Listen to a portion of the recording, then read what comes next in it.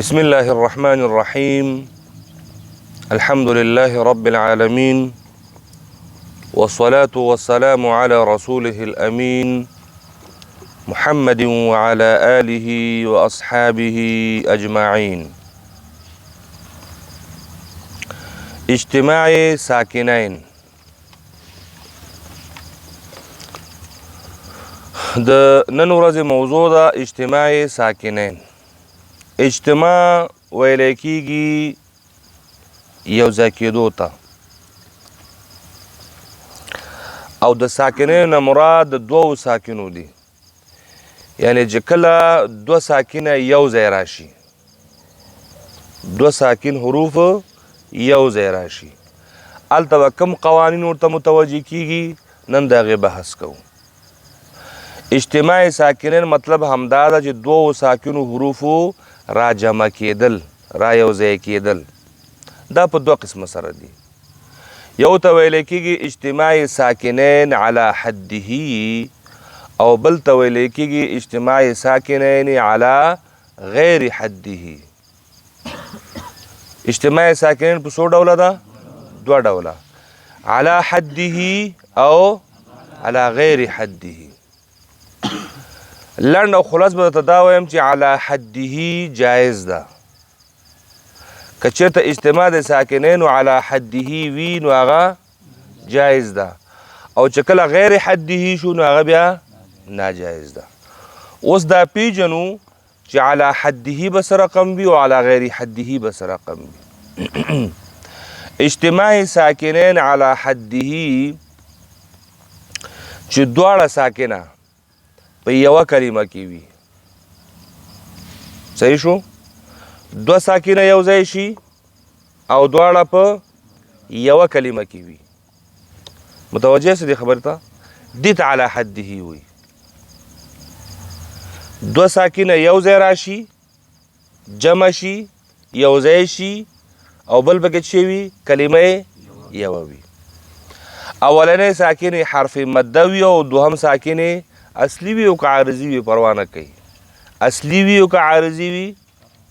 اصلي او عارضي سکون خو پیژنئ. اصلي سکون هغه سکون ته ویل کېده چې په خپله د مخکې نه ساکن وي، او عارضي سکون هغه ته ویل کېږي چې په خپله مخکې نه ساکن نه وي بلکې موږ یې ساکن کو، ده ته عارضي وایي.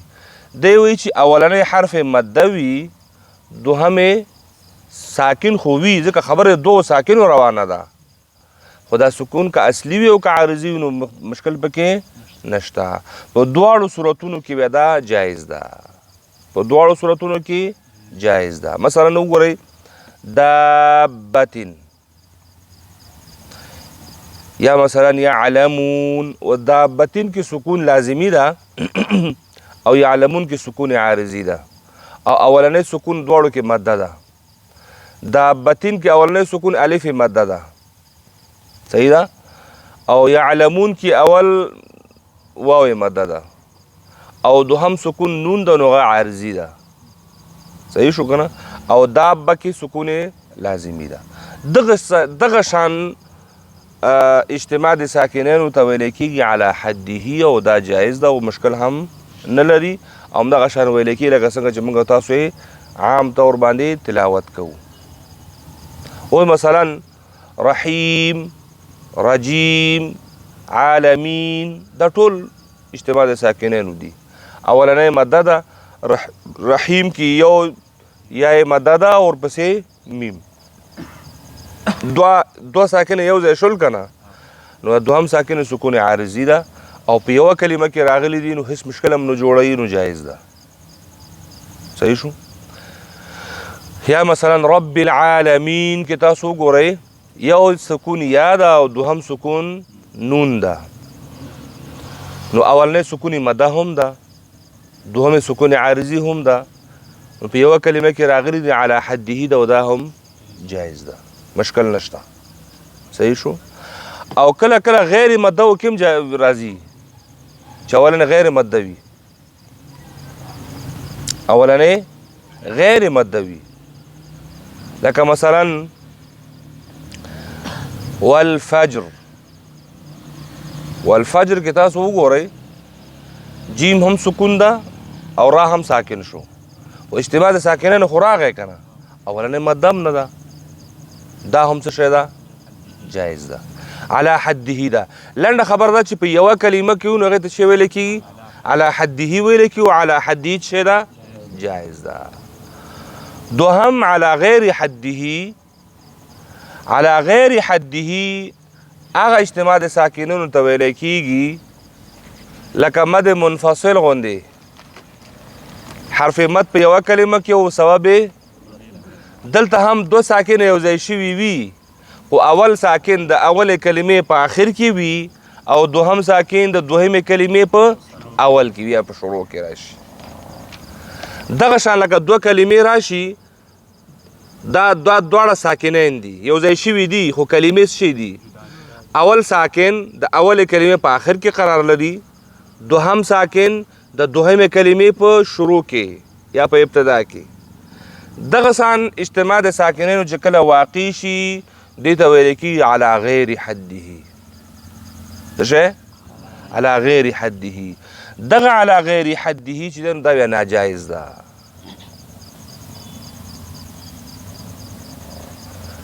دو ساکنه په دوو کلمو کې راشي خو یو بل ته نږدې وي اجتماع راغلی وي دا دوه کلمې دي مثال دا دوه کلمې دي د دې کلمې آخري حرف ساکن او د دې کلمې اولنی حرف ساکن مخامخ شول که نه اجتماع د ساکنینو خو راغی و دا حده ده که غیر حده ده غیر حده ده غیر حده معنا ده چې په دوو کلمو کې راشي په دوو کلمو کې راشي د اولې کلمې آخري حرف ساکن د دوهمه کلمې اول حرف ساکن لهذا مخامخ شول دوه دغه شان اجتماع د ساکنینو چې راځي دغه شان دوه ساکنه چې یو ځای کېږي دې ته ویل کېږي علی غیر حده او دا چې شی دا حکم ناجایز ده واضحه شوه دلته اوس وایي چې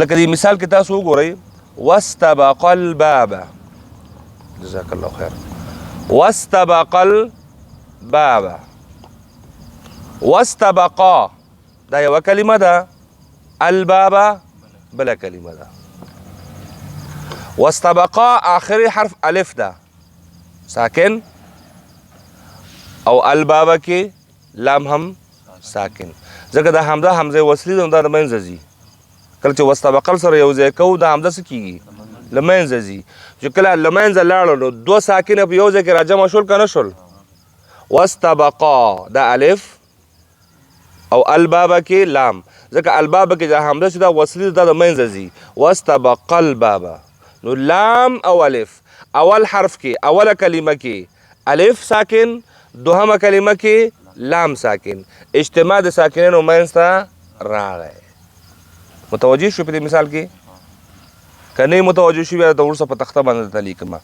چې دا په اصل کې واستبقا الباب ده الباب په شروع کې حمزه وصلي چې د کلام په منځ کې د راتګ د وجه نه څه کېږي حذف کېږي نو چې دا حذف شو نو هلته لام ساکن ده نو اوله کلمه کې الف ساکنو نو اجتماع د ساکنینو راغی صحیح شو نو دغه ته ویل کېږي اجتماع ساکنین علی غیر حده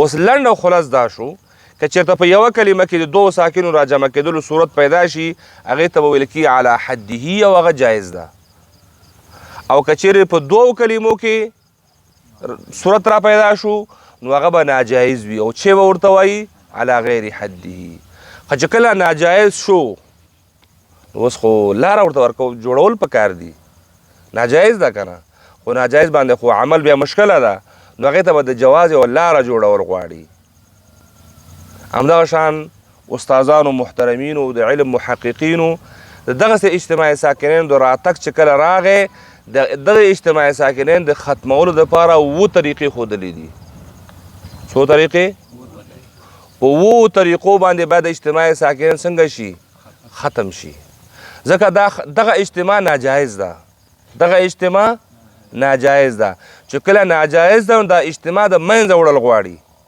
دا د دوو حروفو جمع کېدل د منځه وړل غواړي چې د کله د منځه وړل غواړي نو اوس طریقې زده کوي په کومه طریقه به د منځه وړې لاندې اووه طریقې دي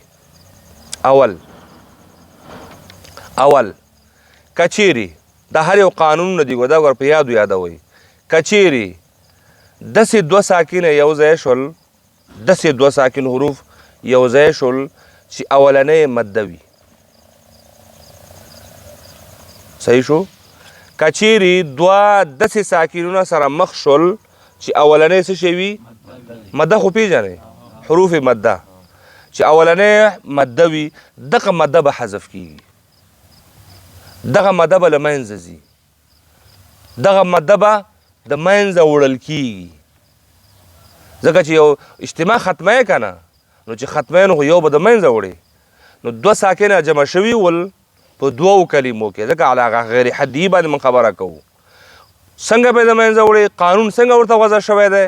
قانون دا وضع شوی دی چې دوه ساکنه یو ځای شول په دوو کلمو کې، د اولنۍ مده وي، د دوو ساکنو کې اولنۍ ساکنې مده وي، نو قانون دا ده چې دا مده به څه کوې؟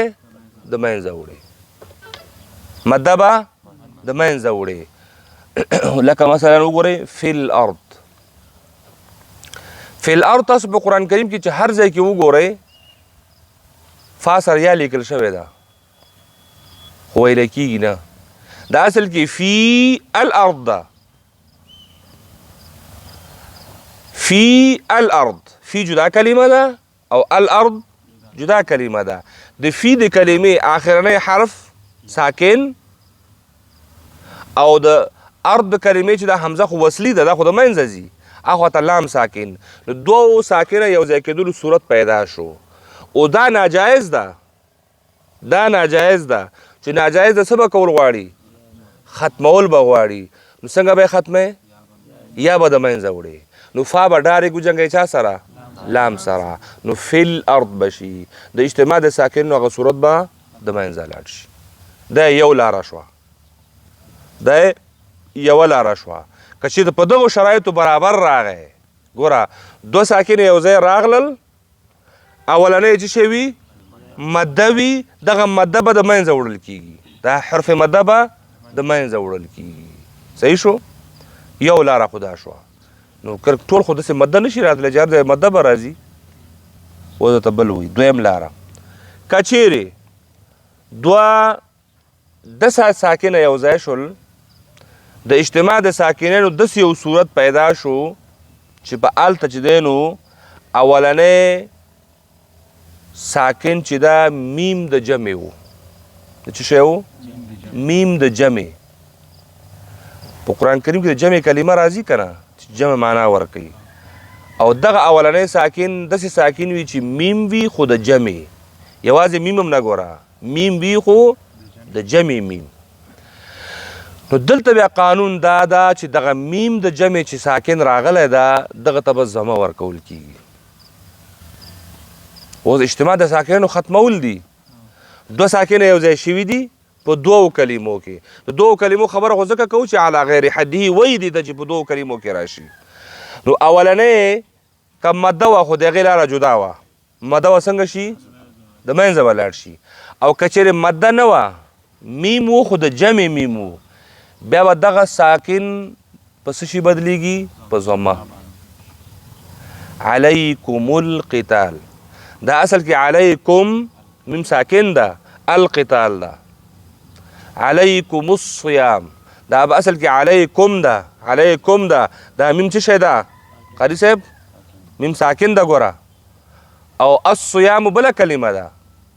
نو علیکم الصیام چې هغه سره یو ځای کوي، نو دې میم ته دې لپاره چې د اجتماع د منځه لاړ شي، نو اولنی سکون چې میم د جمع و، دته به څه شی ورکوو؟